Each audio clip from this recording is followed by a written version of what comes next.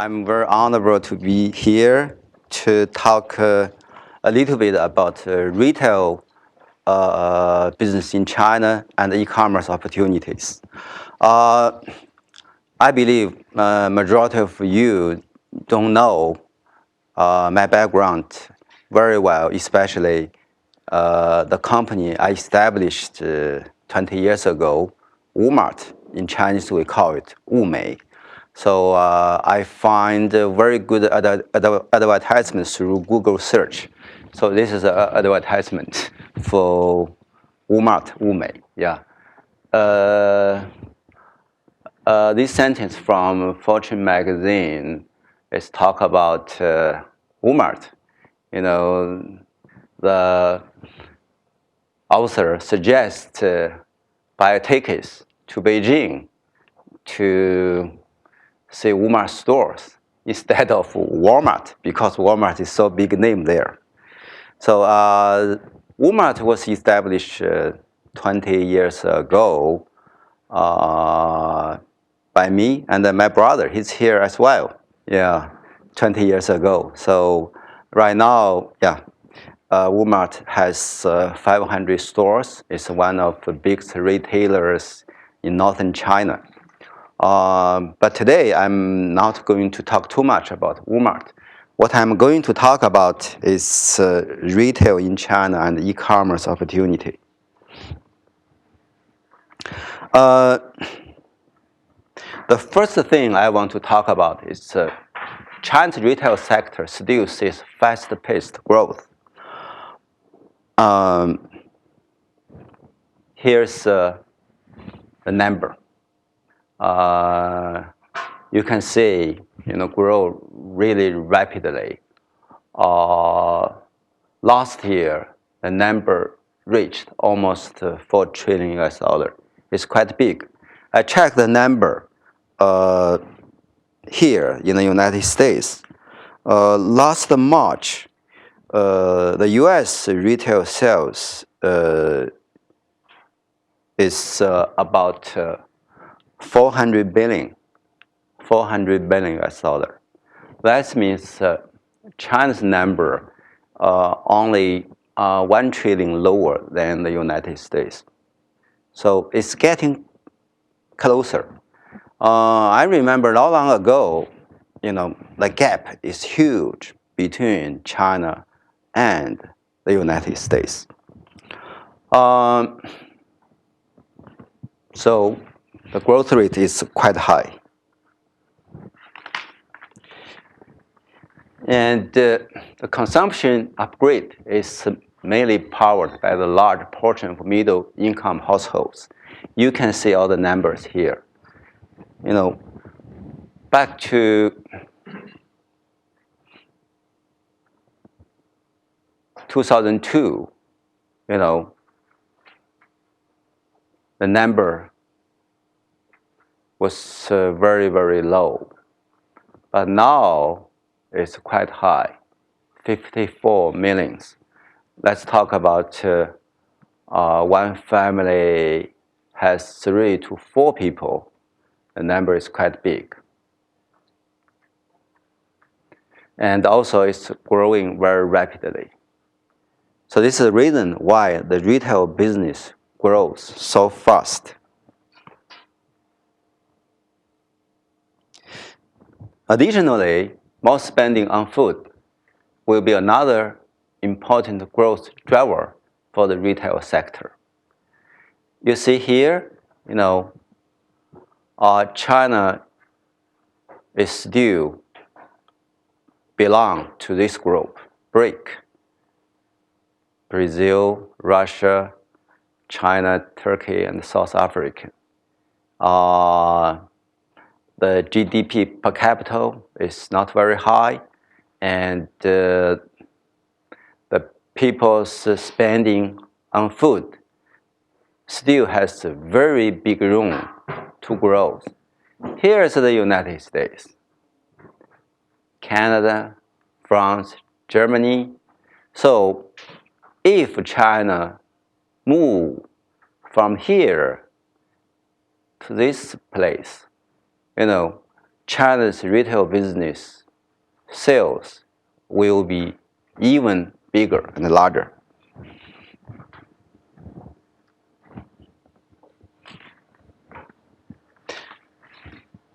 More spending on food will be another important growth driver for retail sector. You see, China is here, a little bit higher than India. Spain is here. You know, so there's big room to grow.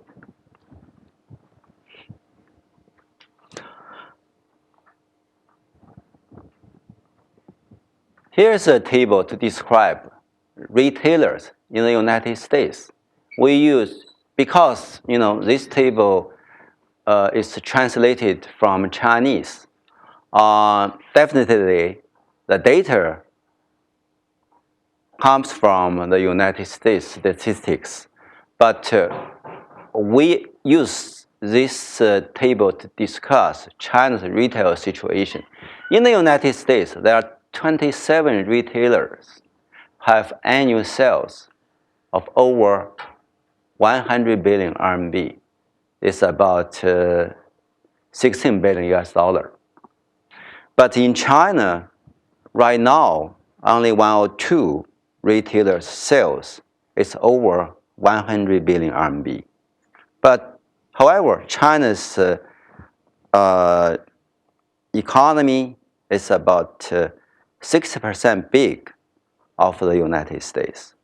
So that means China's retail industry is very fragmented. We have many small and medium-sized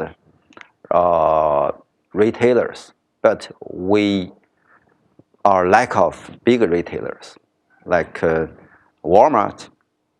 Walmart sales is about 500 billion US dollar worldwide. Yeah.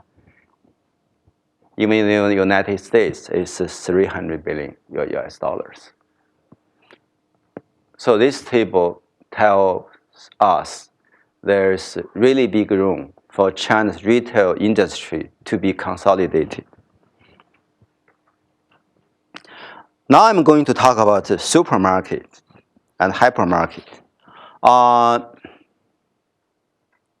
I was asked by Richard, so what's the difference between supermarket and hypermarket? No big difference, just bigger and probably carry more merchandise. Hypermarket is a definition from Europe.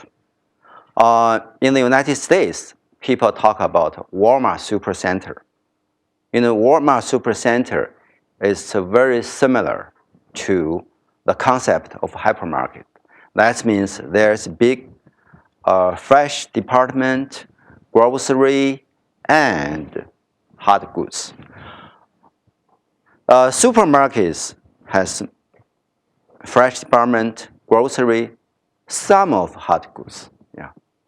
So we put supermarkets and hypermarkets together as a group.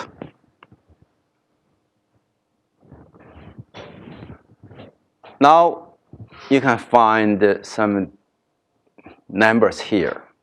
Talk about hypermarket and supermarket per 10,000 urban population. Canada is 9.09. China only 2.26. India is even lower. Talk about selling area per capita. China is still quite low compared with Canada and the United States. This is another evidence supermarkets and hypermarkets has big room to develop in China.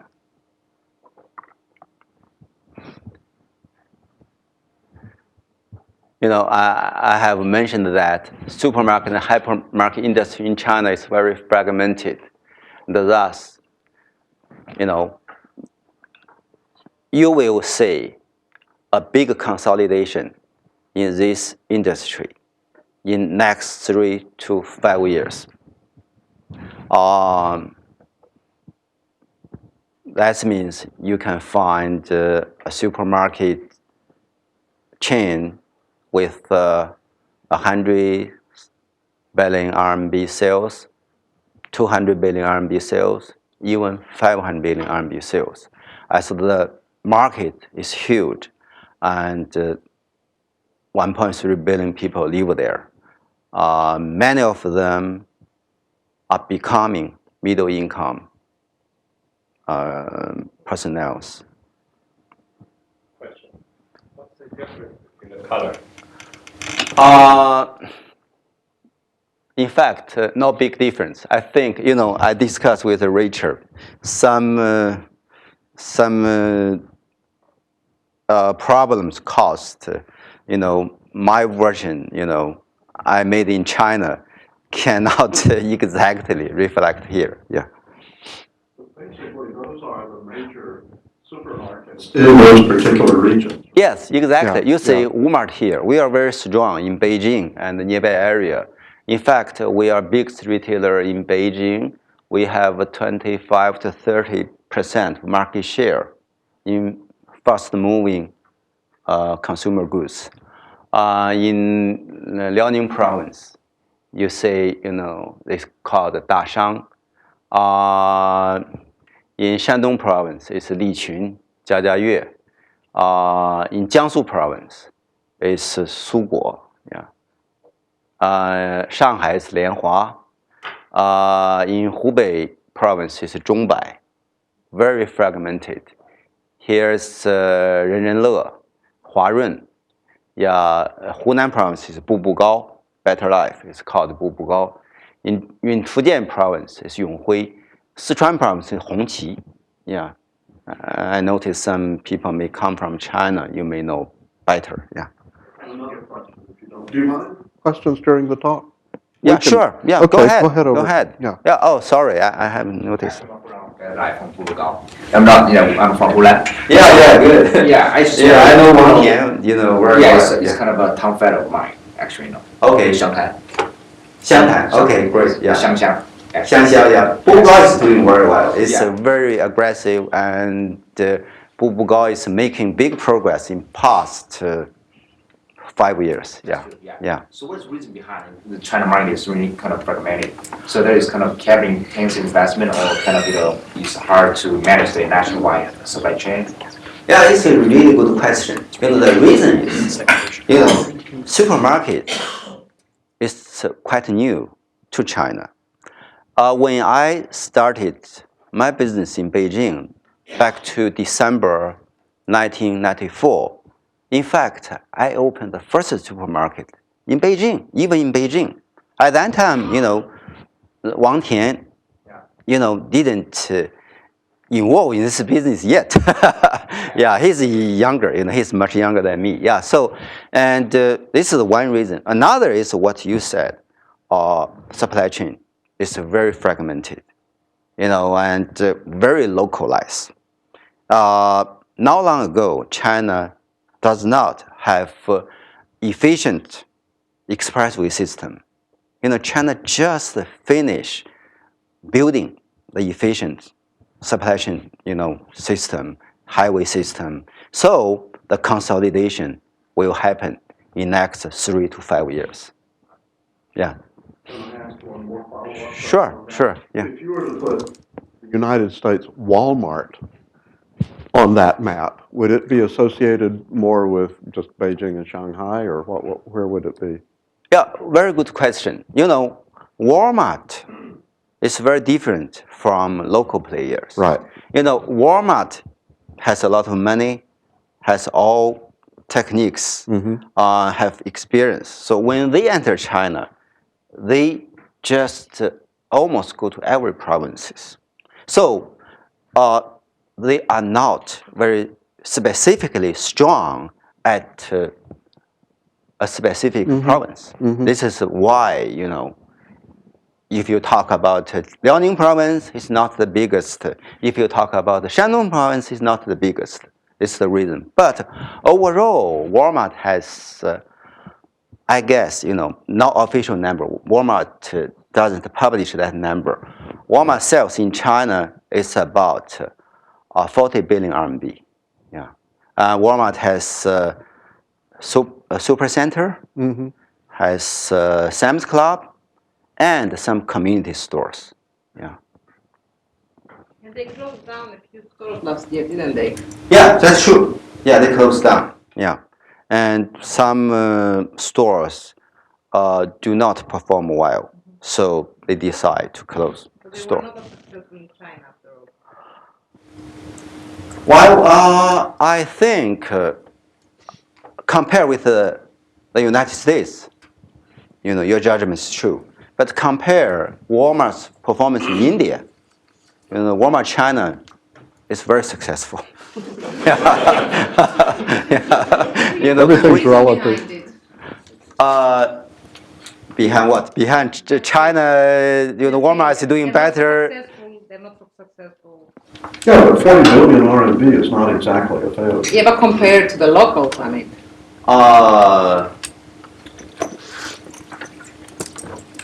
It's back to Richard's topic. Richard always talk about entrepreneurship. This is maybe the difference. For big international company, when they come to China, they try to copy the business model. They were successful in his home market. For local people, like Better Life people here, Wang Tian, he's an entrepreneur. He started the business. He tried to innovate. He tried to meet local customers' need very, very carefully. So maybe this is the difference. Yeah. When we get through the presentation, maybe we can come back to this point, because I think there's some interesting things Okay, here. so I know this girl. Maybe I take her question. Yeah. Just one point to raise it, because it's kind of related to your question. Could you talk a little bit more about Archima Darenfa, who is also from Taiwan and trying to, but they seem to be localizing quite well, and would you do a little comparison on that point? Yeah. Okay. Yeah. RT Mart Darenfa is very successful in China. When you say the financial data, in fact, it's two companies combined together. RT Mart plus Auchan from France. RT Mart is very localized because RT is operated by Taiwanese. They are very, very Chinese. And, they are kind of entrepreneurs, especially Peter Huang. I know him personally, the CEO of RT Mart. Yeah. So this is the reason why RT is very successful. Yeah.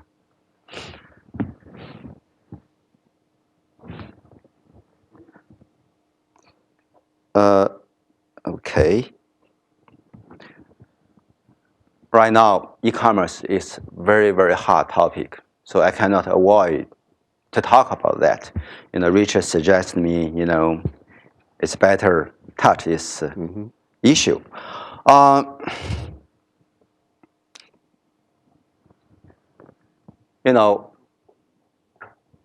think everybody know some facts. China's e-commerce market is really big and fast growing, even compared with the United States. The growth rate is high. People even talk about the total sales of e-commerce in China is bigger than the United States. I think the reason behind that is China's traditional retail business is so weak that e-commerce has great opportunity to take the advantage. In China, all top 10 e-commerce websites are new companies. not like in the United States. Maybe you can say Amazon, you can say eBay. However, Walmart, Staple, you know, Office Smart, they are very strong. Even Macy, not strong. Yeah. So maybe 8 of the top 10 websites are traditional retailers, but in China, all of them are news. So there are some data. I don't want to elaborate too much. So what's the percentage of B2C? What's the percent of C2C? Maybe some good story you have heard already, like Jack Ma. He speak here 2-3 years ago. He talked about his dream. Right now, his dream just becomes true. Yeah. I read an article discuss the prospect of Alibaba's IPO.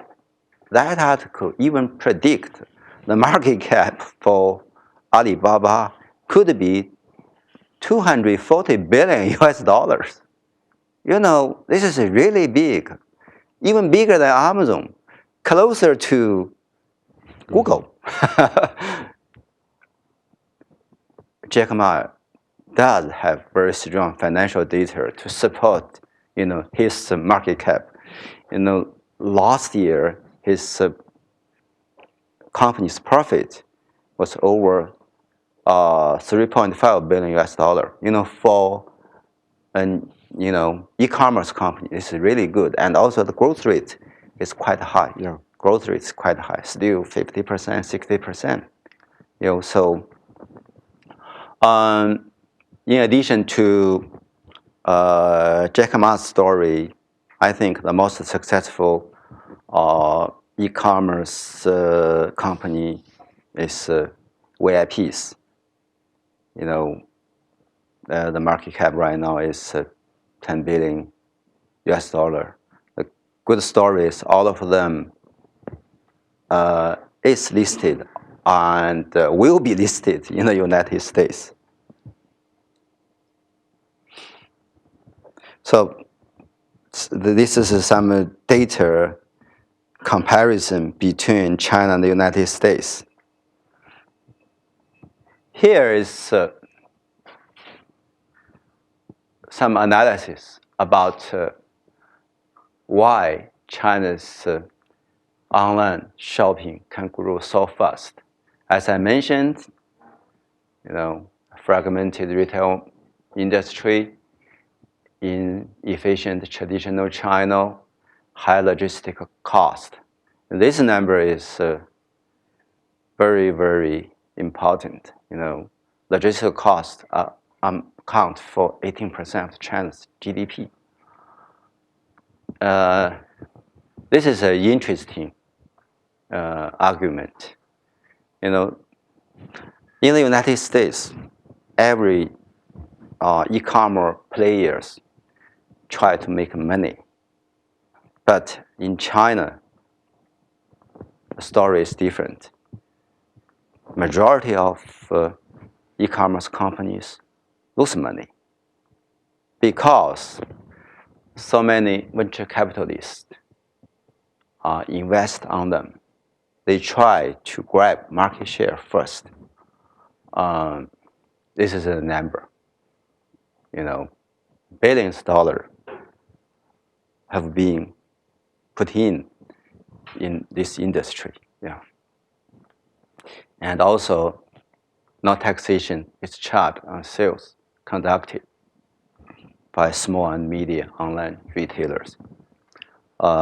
This is another, point for e-commerce development. Point, you mean, of revenue, or is it after certain size of employees, how does it go? Yeah, basically, China does not put on tax on e-commerce business. So this is really good for them. Yeah, so, and even for, in the US, for PayPal, you have to, under the regulation for financial institutes. But in China, for online, payment system, you still have kind of freedom to just do it. Yeah.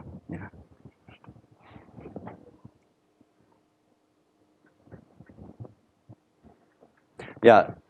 Here are some data about the market shares. That's the reason why Jack Ma makes so much money. Yeah, the market share is really, really big for Alibaba. Who are hurt most by e-commerce? Specialty stores.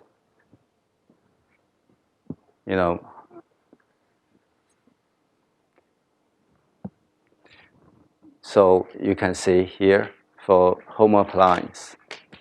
And the next sufferer is department stores. Supermarket and hypermarket are doing quite well to protect their market share from e-commerce attack. The reason is for fresh and other food products, e-commerce cannot really perform well, can really make some money. Yeah.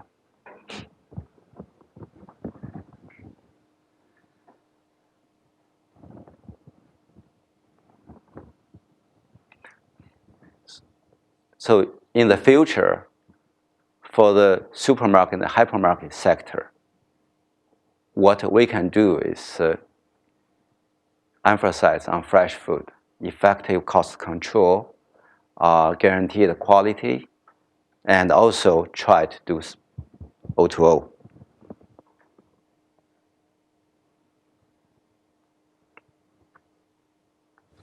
Yeah. So I further explain, fresh food is the best way to fend off online shopping.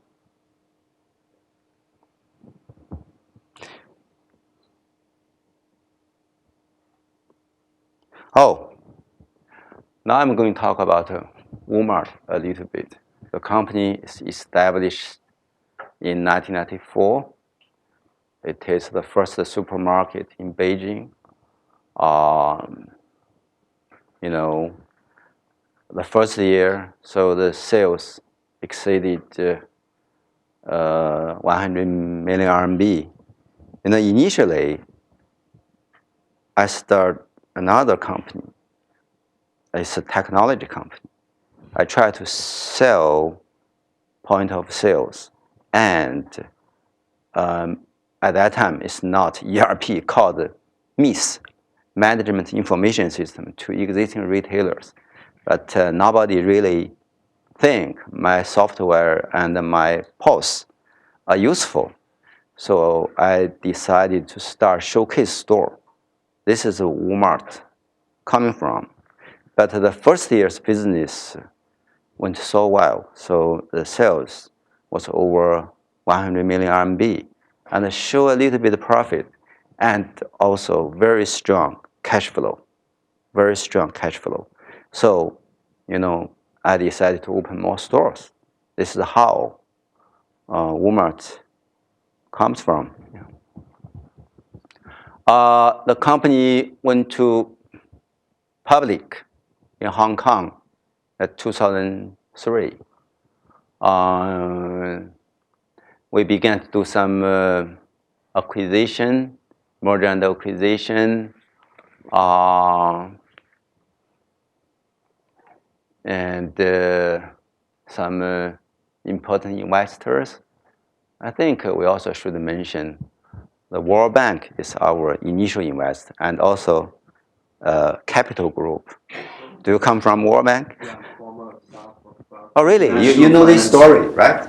IFC, yeah. Yes. Yeah. And at that time, IFC made the decision very, very quickly. Last 1 month, yeah. And also, IFC made 10 times. They must have seen something. Yeah, earning from.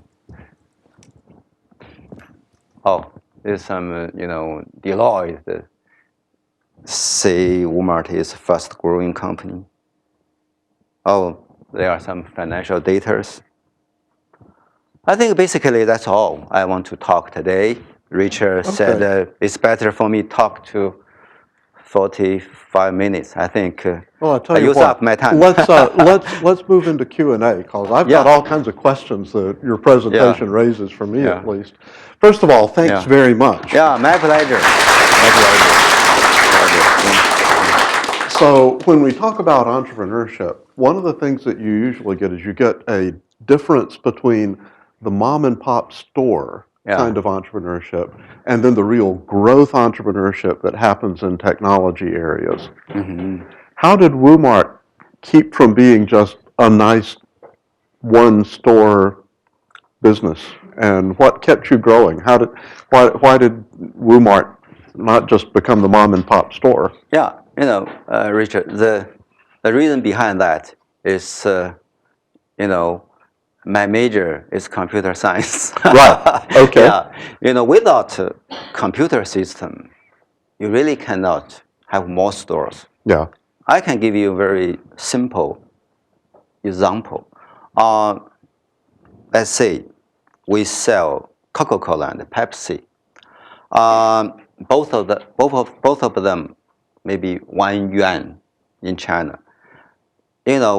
If you sell one Coca-Cola, then one Pepsi, so in fact your inventory should be reduced. One Coca-Cola, one Pepsi. However, when customers pay, they only pay 2 yuans.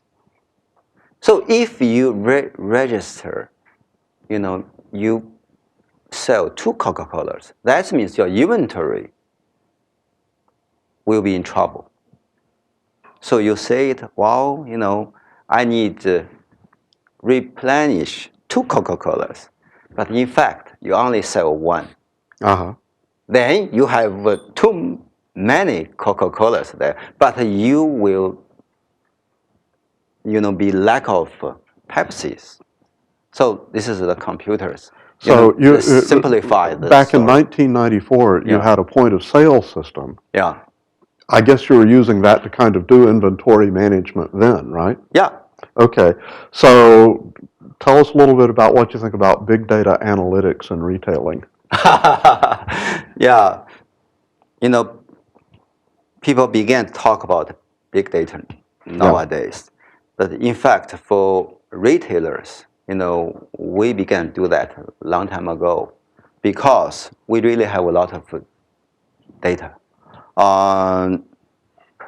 For example, we have about 10 million members. 10 million members. They register with us. We have their mobile phone number, ID number. Is it a system that we would be familiar with here where you get points or you get a discount if you're a member, that kind of thing? Yeah, we have, we have the data, how much they purchase from Wumart, and what kind of things they bought, even, what they return. Right. This is very important for us. And we can analyze their behavior, then to predict their income and to predict what they will buy in the future. Yeah. Okay. This is what we are doing. Yeah.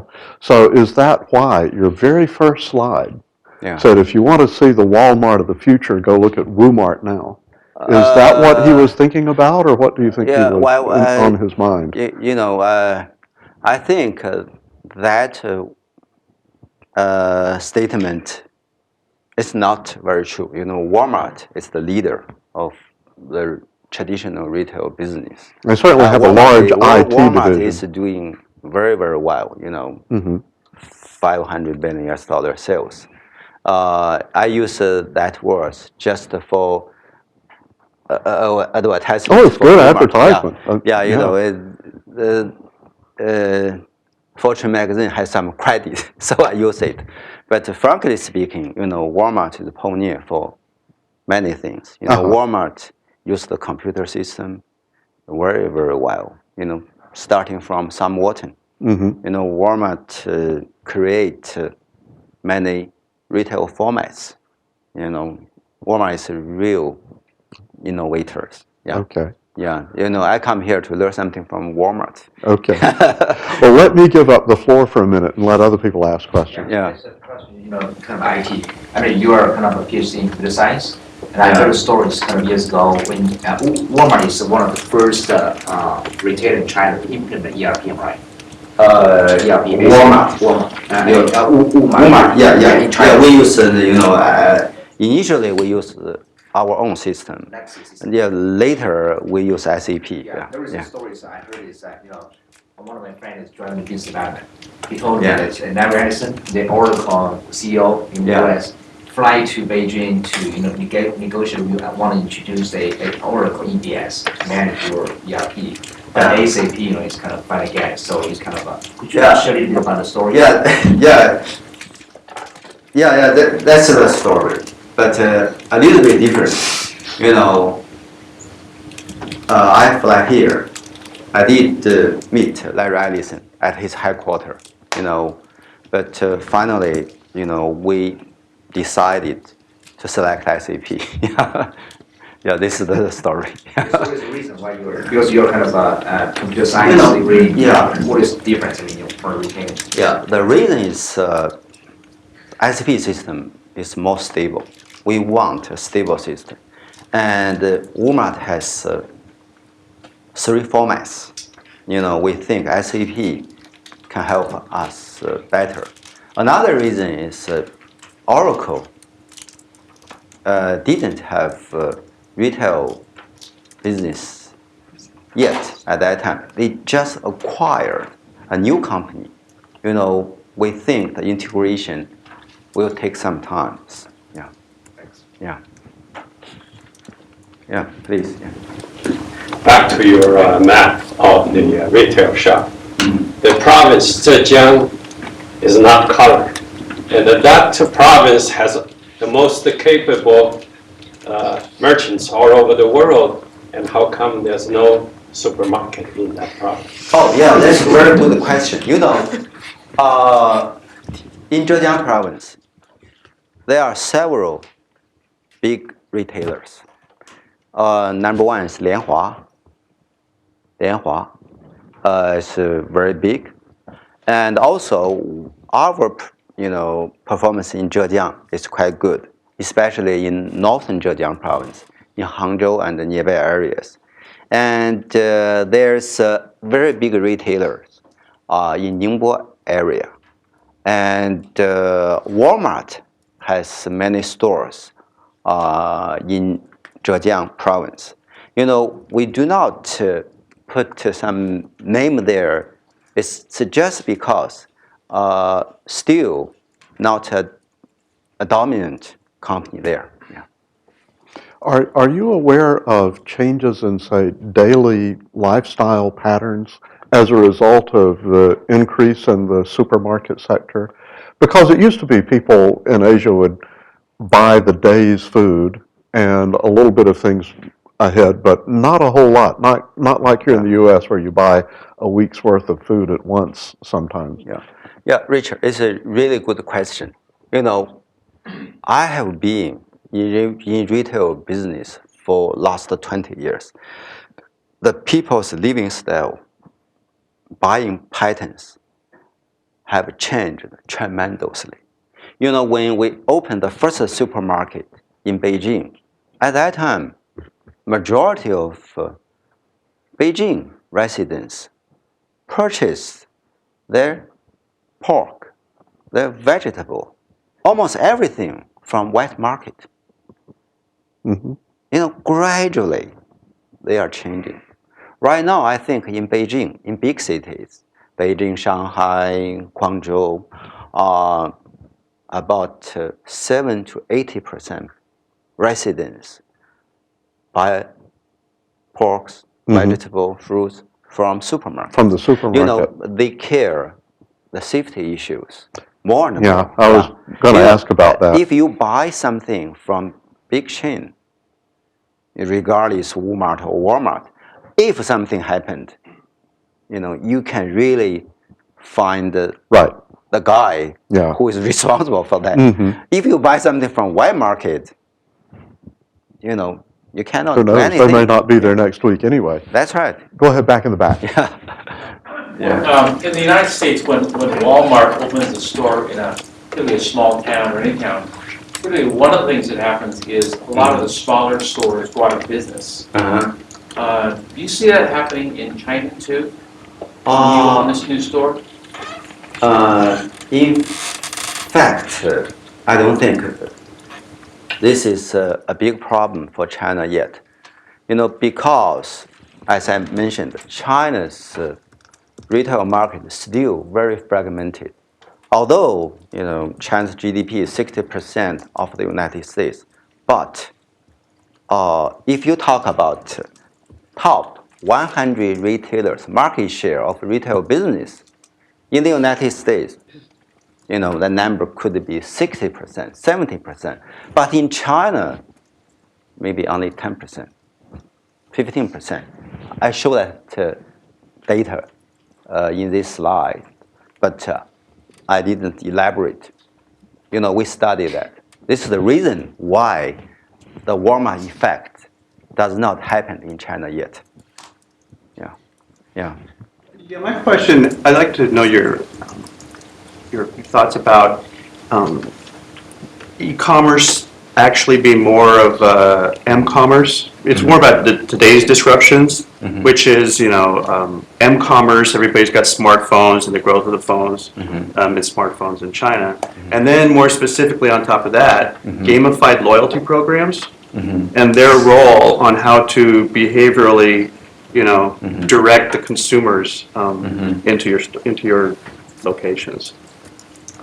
Yeah, I think this could be very important, you know, for the competition in the future. You know, even I mentioned for retailers, you know, in China, the fresh department is very strong to find out e-commerce. But I believe we have to use, you know, mobile internet to attract customers, to communicate with customers, to manage our member system. This is very important. I just read a report. People spend 1 hour on his mobile phone every day. So many people just depends on mobile phone to get their information. So no choice, you know, for us. You know, we have to go to, you know, mobile internet. Yeah. Okay. Yeah. Question on the e-commerce. So obviously that segment is very concentrated right now in China, and you said that tons of people have poured lots of money into this segment. Is there still opportunity for entrepreneurship in that space, or do you think it's really saturated and overcrowded? And you know, there's Gmail, there's Vanco, there's tons of other e-commerce specialties. Are there still space? Yeah, there are a lot of opportunities, great opportunities. Like Chen O, you know, came back to China not long ago. You know, Chen O is the founder of Gmail, you know, just it's ready to be public in New York Stock Exchange. You know, the market cap could be $3 billion, $4 billion US. This guy still owns 40% of the company. Very smart guy. He graduated from graduate school, you know, of business, GSB. Yeah. You know, but pay attention to the real opportunity. You know, I think the first round e-commerce over. You know, just have a website in venture capitalists put tons of money into your company. that story over. But you have to select the opportunity. Like Jumei, Chen will just grab one of the best opportunity. You know, in China, for cosmetic products, usually the markup is huge, 100%, 150%. But, you know, for one bottle beauty products, it can cost maybe 100 yuan, 200 yuan, 500 yuan. So the delivery cost is very low. And also the profit margin could be very high. This is why, you know, Chen becomes so successful. He selects the right niche. So if you don't mind, I want to follow through a little bit on the e-commerce thing. Yeah. So with regard to the sort of supermarket segment, in the U.S., back before the dot-com crash was WebEx. Yeah, WebEx. And WebEx was an online-only supermarket. Yeah, Webvan. Yeah, Excuse me, what am I saying? WebEx. WebEx. Oops, sorry about that. Webvan. Yeah. And, okay, so Webvan overexpanded. Yeah. And they went down. Yeah. And then, you know, I think Safeway actually bought the rights to their system. And there were a few kind of brick and mortar supermarkets that were doing kind of deliveries, you know, based on electronic commerce orders, but it never really went anywhere. It was almost like the car companies selling electric cars. You sort of thought they didn't really care about it. Do you see anything, is China really moving in the supermarket segment to really become more aggressive in fulfilling e-commerce orders? No. Okay. Yeah. The reason for Webvan's failure is for fresh things. Yeah. It's not easy to perform, you know, daily delivery. You know, this is True. This is a really hard thing. But for beauty products, it's very easy. Yeah. Yeah. You know, for $100, you know, beauty products, I can send to you. You charge me 10 yuan, you know, $1.50. It's okay. Yeah. Yeah. But for, you know, one piece of pork, I deliver to you, you know, they only worth 50 yuan. Then and the delivery cost is 250 yuan. Yeah, right. It's too big. It's too big. Yeah. Okay. So this is the issue. Definitely for Coca-Cola, you know, big box. Are the supermarkets only $5, you know, $10? So, but I charge you $2 delivery fee. Yeah. You think it's too much?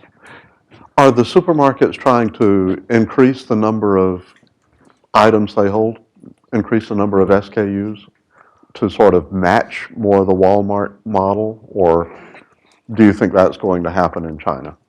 No, I don't think so. Okay. I think Chinese supermarkets should focus on selecting best merchandise mix for their customers, rather, you know, have too many. Rather than everything. SKUs. Okay. Yeah.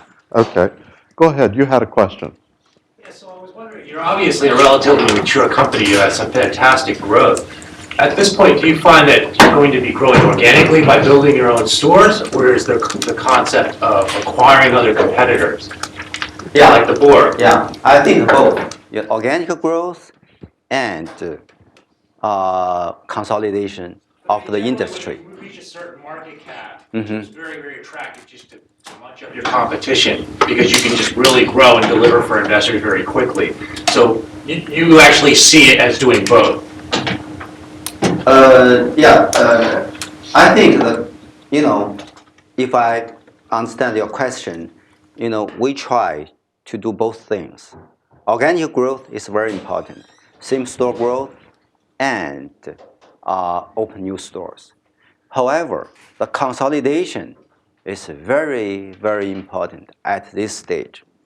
You know, the market is so fragmented that the consolidation is seriously needed. Yeah. But you have a great recipe. It works.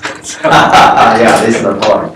If we For example, if Wumart or Better Life, whatever, acquire a company, whether or not you can really improve the business, whether or not you can really make the supply chain more successful, yeah, more efficient.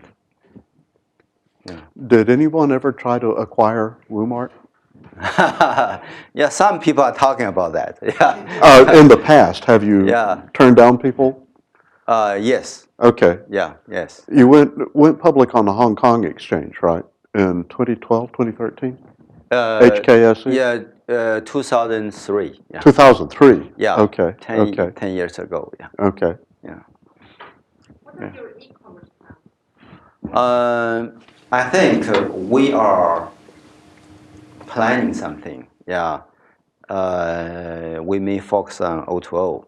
However, right now, I believe, as I mentioned, we will use mobile e-commerce to enhance our communication with customers, with members. This is the first. Not the sales. Not sale yet. Yeah, we have to be very, very careful.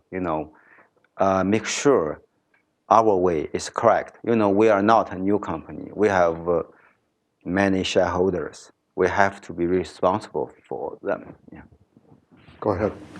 Yeah, Daniel, do you mind to talk about your Wumart's market strategy? Meaning is that market positioning against another competitors, and what kind of operation technical plans to support this strategy? Technical. Well, and also position, high-end versus exactly. medium. Market What kind of market positioning to be distinctive from competitors? I think Walmart currently focus on, middle-income households. Yeah.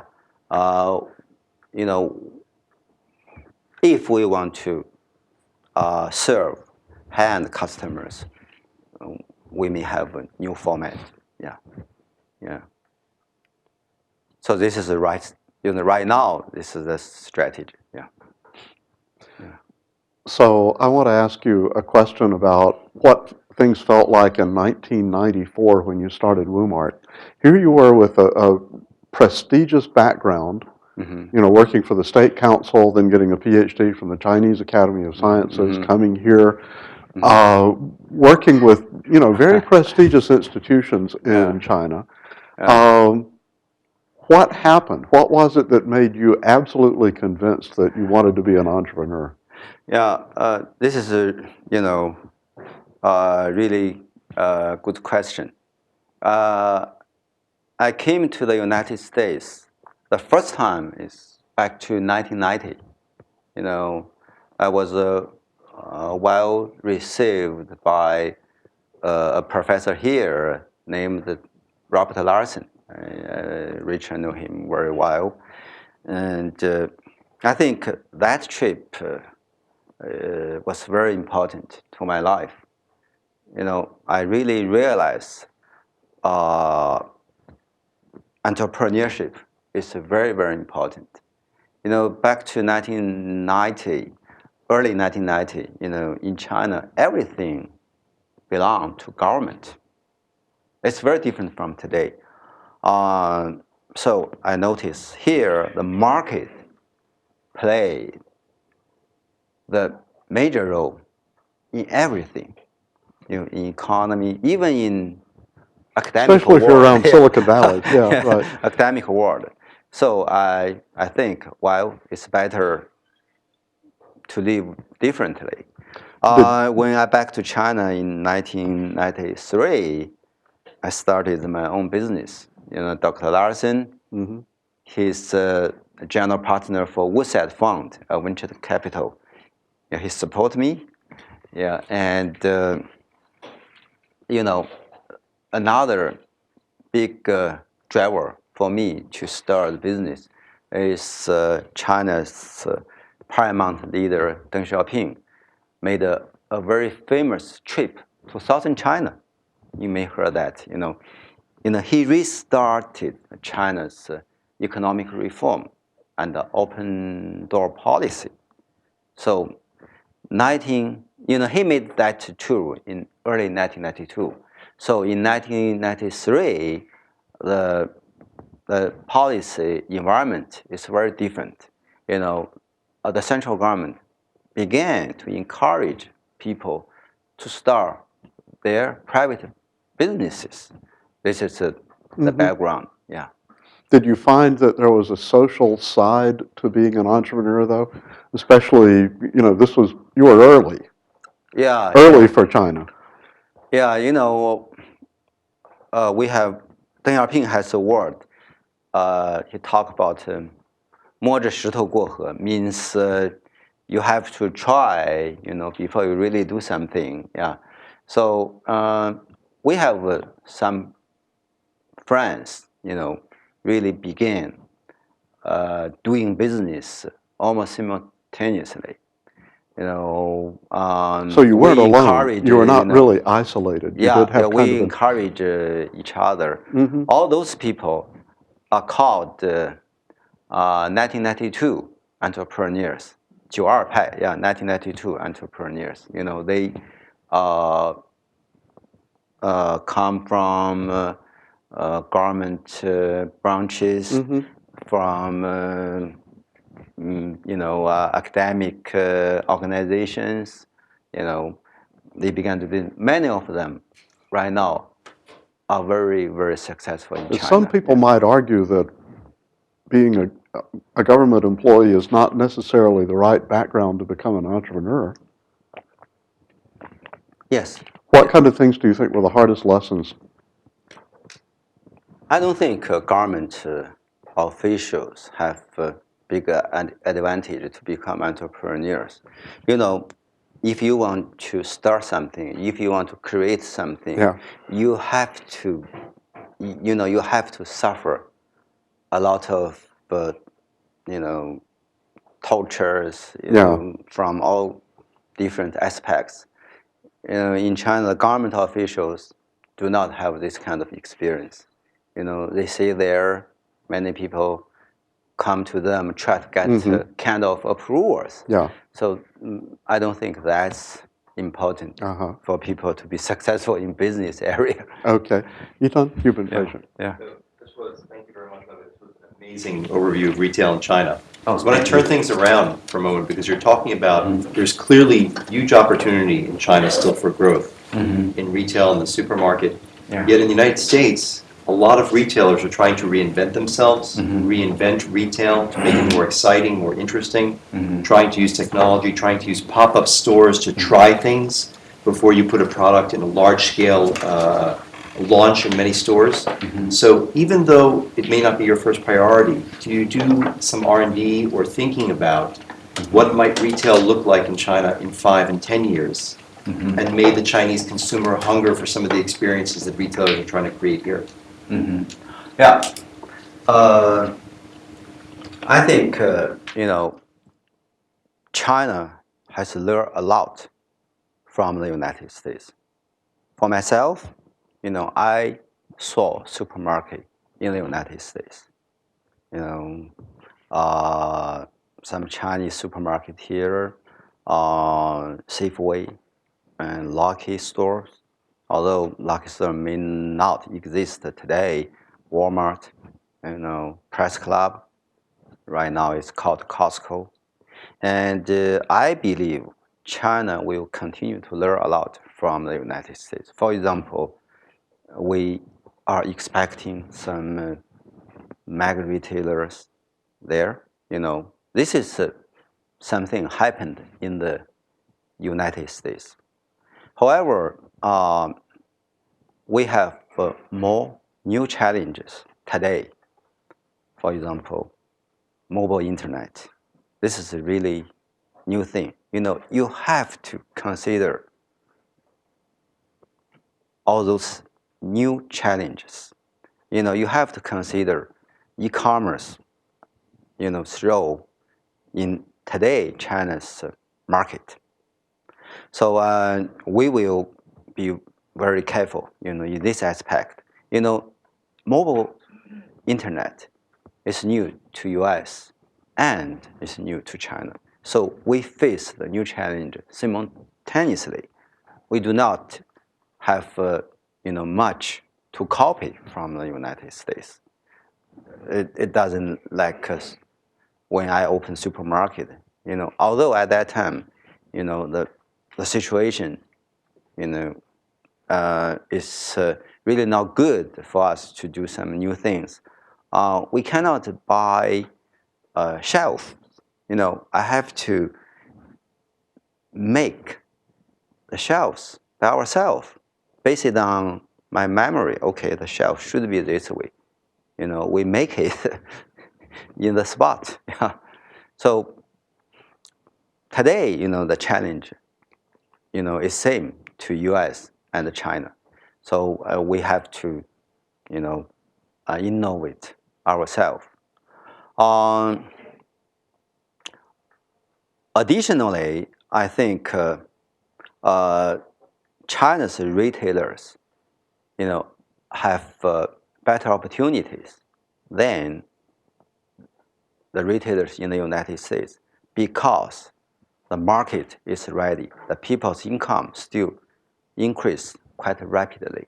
7%, 8% GDP growth. For Chinese, they think it's very slow, but compared with other nations, still quite fast. Yeah, I hope I answered your questions. So actually, I want to turn this around. Yeah. You were being very humble in saying that China still has a lot to learn from the United States. Yeah. What do you think in retail industries, does the U.S. have things to learn from China? Well, I think for acquiring new customers, I think some Chinese retailers, for e-commerce operators, they are very aggressive. In this aspect, the Chinese operators probably give U.S. operators some good example. VIPs. Like Jumei, this gentleman mentioned. They just developed the business very fast. In 3-4 years, the market cap is 4 billion. For VIPs now it's 10 billion. Just 3-4 years. Yeah. So it became the good part is they are profitable now. Why did you choose supermarket out of all the entrepreneurial things you could think of? Back to 1994, I think a supermarket is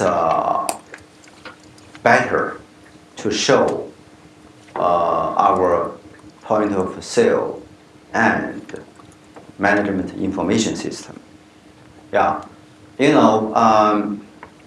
for supermarkets, you have to select merchandise by yourself.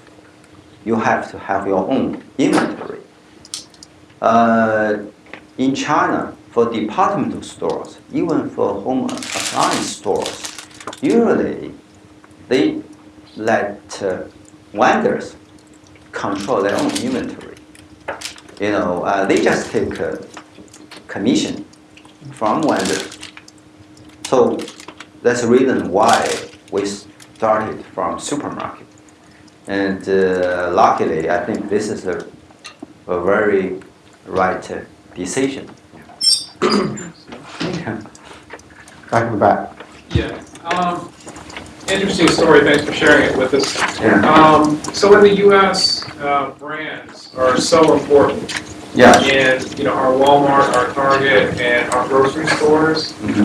And that also reflects like the ag business we have. So like a lot of the big food makers and farmers. Is this a challenge in China? Are you working with very large agricultural companies or small ones? How does that all work? How's that challenge for you? Yeah, initially we deal with many vendors, many suppliers, like you mentioned for agricultural producers. But gradually, we see the supply chain has been changed. You see more and more big players deal with you. For example, for beauty products, the P&G and Unilever are quite big in China's market. Even for agricultural products, usually we deal with farmers, individually. But now you can see the self-organized company or maybe cooperative deal with you, and we began to purchase our agricultural products from countryside directly, without middlemen involving. Yeah. This is what we are doing now. Yeah. So I saw your hand next. Yeah, go ahead. Yeah. Thank you. What were some of the important decisions you made in your early days that contribute to your success? You must make some critical decisions, go left or right. You made the right call, and then your store started booming. You grew so many stores. Can you share some of it? Yeah, maybe I should tell you by chance.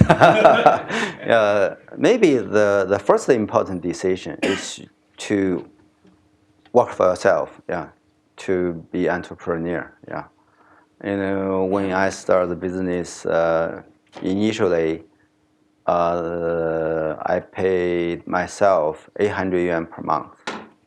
It's at that time, 10 yuan equal $1. That means I pay myself, less than $100. Yeah, as Richard mentioned, I have a kind of prestige position, but now I made very little money.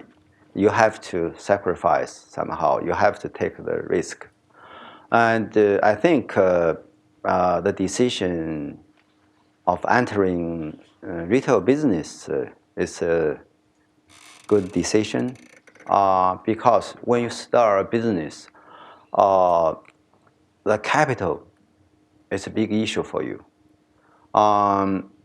When I started my retail business, initial capital requirement was very, very low. Only, I remember for the first store, I only invest 3 million RMB.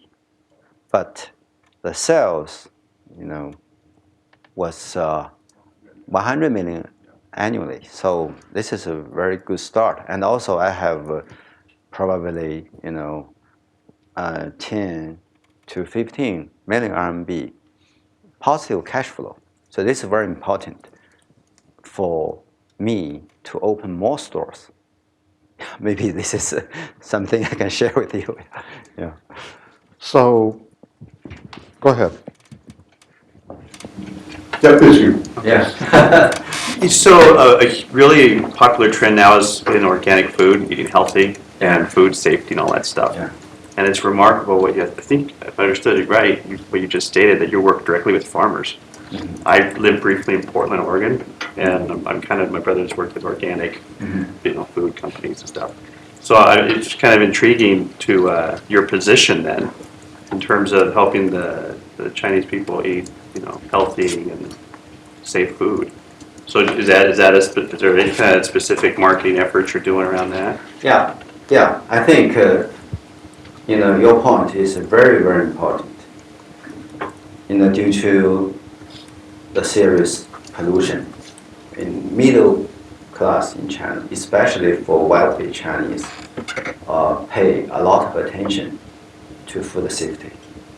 And this is the reason imported products in our stores have very, very good sales, increase very rapidly. For same-store sales, 20-30%. Yeah. Last week, we got a chance to meet Governor Jerry Brown.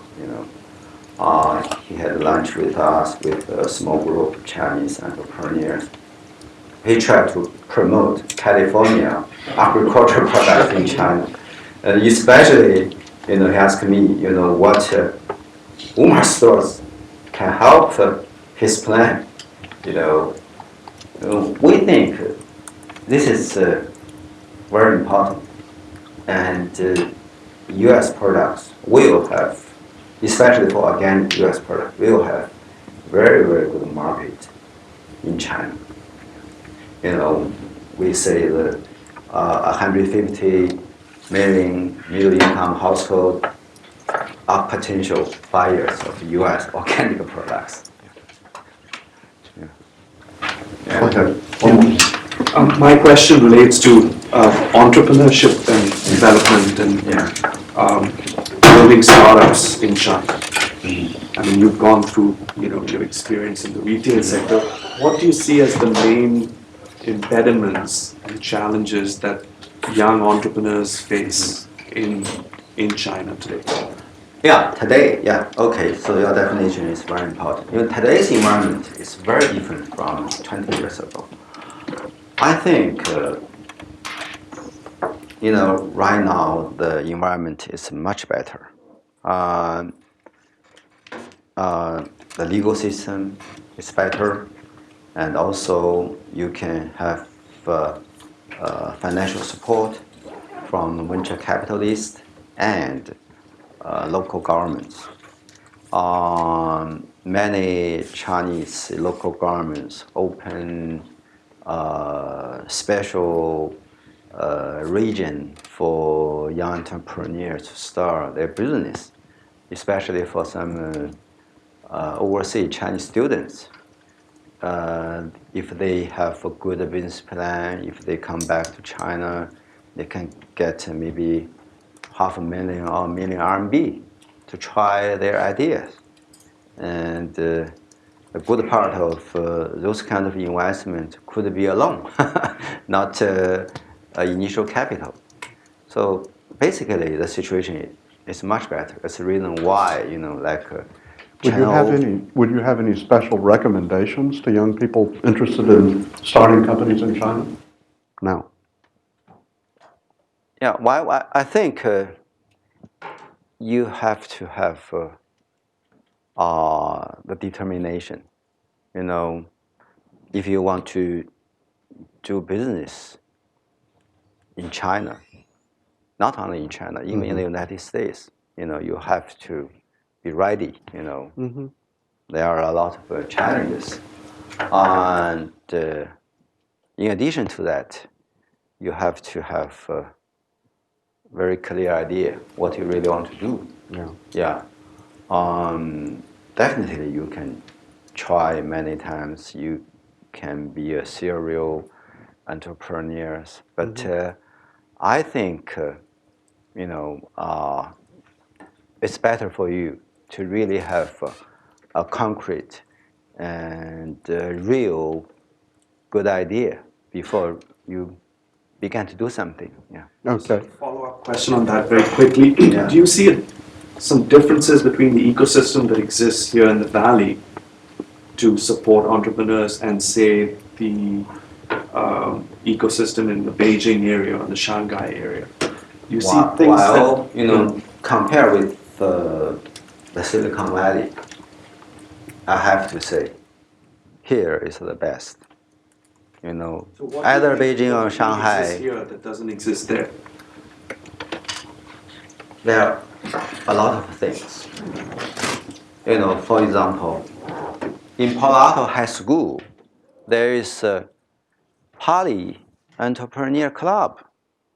That club has 89 registered members, and one of the members even made his 2 millions when he is a high school student. So this is really different, I think here is, the culturally innovative place. This is, really different. The first thing. The second thing,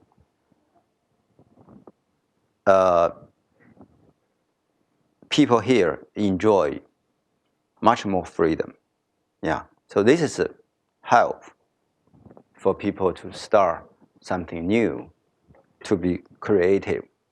And talk about the financial support and legal support, although Beijing and Shanghai have been improved tremendously, but here is the best. Yeah, no doubt. Yeah. That's the reason why Facebook here, Google here, continue.